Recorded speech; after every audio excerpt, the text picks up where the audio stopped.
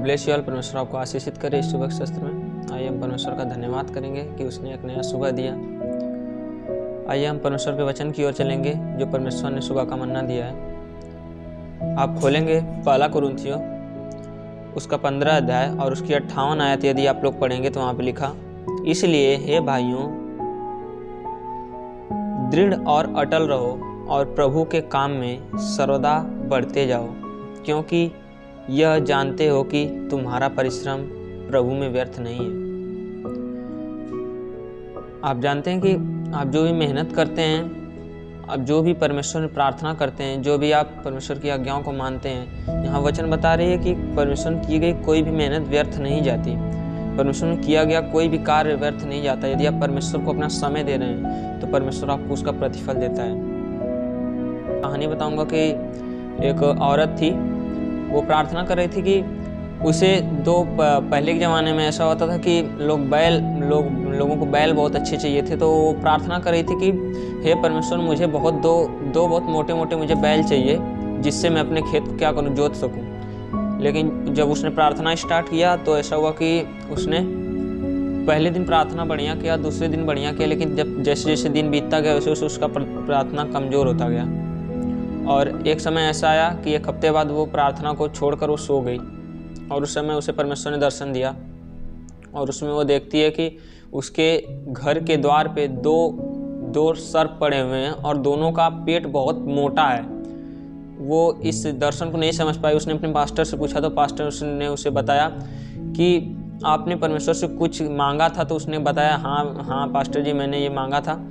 तो पास्टर ने कहा कि ये जो आप जो प्रतिफल मांगी थी परमेश्वर ने परमेश्वर आपको देने वाला ही था, लेकिन शैतान ने उसे क्या किया, आपको भटका दिया और वो आपका जो परमेश्वर आशीष देने वाला था वो आशीष आपको नहीं मिली और उसको शैतान चुरा लिया।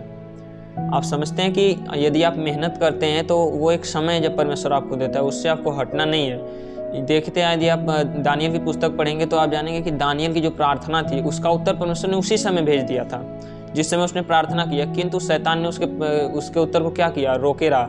21 दिन बाद यदि आप देखेंगे प्रार्थना का उत्तर उसे मिल जाता है। यदि आप कुछ भी परमेश्वर में प्रार्थना करते हैं, कुछ भी परमेश्वर में अपने समय को देते हैं, यदि परमेश्वर में आप अपने कार्य को करते हैं, परमेश्वर की आज्ञाओं को मानते हैं, तो बाइबल बताती है कि परमेश्वर में किया गया कोई भी मेहनत व्यर्थ नहीं जाता। परमेश्वर आपको इस वचन के द्वारा आशीषित करे।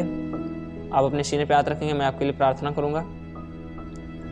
हे स्वर्ग पृथ्वी परमेश्वर हम आपका धन्यवाद करते हैं खुदा, तेरे नाम से प्रार्थना करने खुदा। इस सुबह के सत्र में जितने भी लोग तेरे वचन को सुन रहे हैं खुदा, जितने लोग अपने मन को बदल रहे हैं मेरे परमेश्वर, जितने लोगों की प्रार्थना का उत्तर खुदा अब तक नहीं मिला मेरे परमेश्वर, उनको उनकी प्रार्थना का उत्तर मिलने पाए मेरे परमेश्वर। तेरी आशीष तेरी बरकत इनके जीवन में आने पाए मेरे खुदा। किसी प्रकार की दिक्कत परेशानियाँ इनके घर परिवार में इनके अंदर हो खुदा तो पूरी तरह से निकल कर बाहर हो जाने पाए। हाँ मेरे खुदा, इस सुबह के शस्त्र में ये जो भी सोचें कि परमेश्वर, जो भी सोच कर उठें कि आज मैं इस कार्य को करूँगा परमेश्वर की आज्ञा को मानकर खुदा, उस कार्य को खुदा इनके पूरे कर मेरे परमेश्वर। ये जो भी परमेश्वर इसके पहले दिन खुदा जितनी भी दिक्कतें थी खुदा इनके लाइफ में खुदा, आज से इनका जीवन बदलने पाए मेरे खुदा।